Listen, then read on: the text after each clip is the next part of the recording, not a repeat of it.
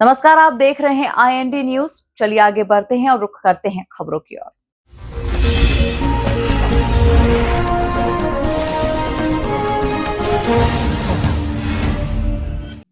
बारिश के इस मौसम में इन दिनों इंदौर शहर में डेंगू, चिकनगुनिया और मलेरिया के मरीजों में गत वर्ष की तुलना में कमी देखने को मिल रही है।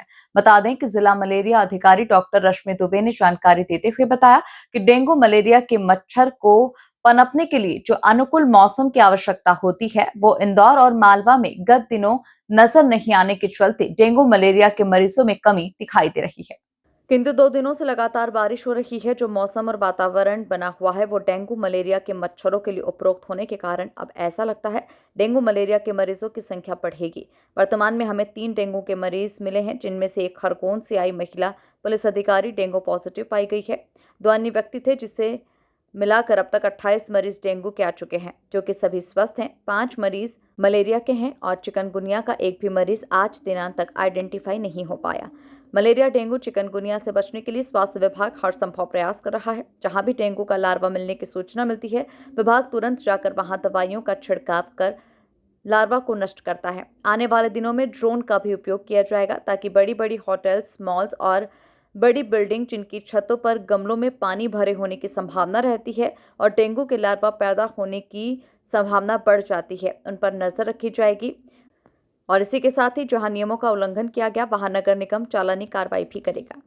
आपको बताना चाहूँगी कि डेंगू के अभी फ़िलहाल 28 प्रकरण हमारे संज्ञान में आ गए हैं और इन सभी 28 प्रकरणों की हमने सभी जानकारी निकालकर वहाँ पर हमारी जो टीम है उसके माध्यम से सभी प्रतिबंधात्मक गतिविधि हमारे द्वारा की जा रही हैं।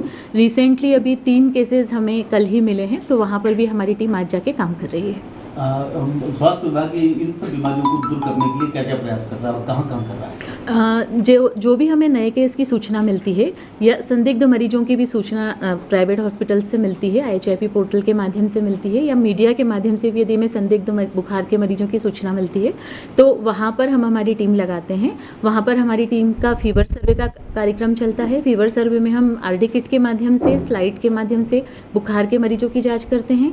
उन सभी क्षेत्रों में हम लार्वा सर्वे करते हैं। लार्वा पाए जाने पर लार्वा का विनष्टीकरण भी हमारे द्वारा किया जाता है। क्या ड्रोन का उपयोग भी इसके लिए कर रही है? ड्रोन के उपयोग के लिए हमने वरिष्ठ कार्यालय को पत्र लिखा है और जैसे ही उनकी स्वीकृति मिलेगी, इस बार हम ड्रोन का प्रयोग वापस पुनः आरंभ करेंगे। मैम, क्या वजह है कि पिछले साल की तुलना में केसेस कम आ रहे हैं?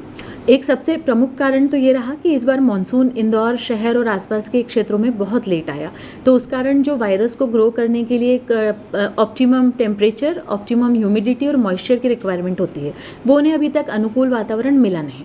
अब पहली बार उन्हें उस तरह का अनुकूल वातावरण अब मिलना शुरू होगा। बारिश शुरू हुई है, अब तेज भी होगी, तो अब संभावना है कि अब इसके मरीज काफ़ी बढ़ सकते हैं। मैम, जैसा आपने बताया कि 3 मरीज नए निकले हैं, तो वहाँ पर इस बीमारी के फैलने की क्या वजह, क्या वहाँ जाकर उन सभी मरीजों को, जो 3 मरीज अभी मिले हैं, उनकी हमने जानकारी जुटाई थी, तो उसमें से एक मरीज तो जो पुलिस ट्रेनिंग स्कूल में एक महिला मिली, वो खरगोन की रहने वाली थी, वहीं से यहाँ आकर ट्रेनिंग ले रही थी और इस बीच उनका माइग्रेशन हिस्ट्री, ट्रैवल हिस्ट्री भी मिली है। जो अन्य केसेस मिले हैं उसका भी हमारी टीम पता कर रही है कि उनकी कोई ट्रैवल हिस्ट्री है या वो यहीं पर रह के बीमार हुए।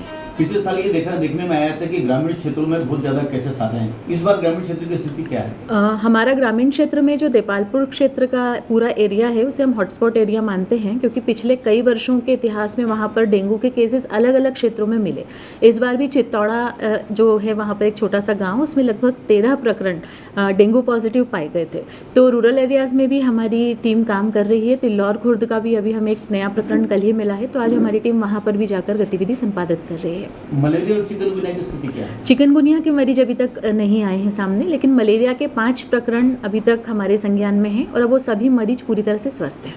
इन बारिश बीमारियों से बचने के लिए हम लोग क्या करें, क्या सुझाव देंगे? सबसे सही उपाय यही है कि मच्छरों के काटने से स्वयं को बचाएं। मच्छरों की वृद्धि को रोकने के जो भी यथासंभव प्रयास होते हैं वो करें। अपने घर में हर हफ्ते साफ सफाई करें। बारिश के दिनों में छत पर कूड़ा करकट, पुराने टूटे बर्तन आदि जमा न होने दें।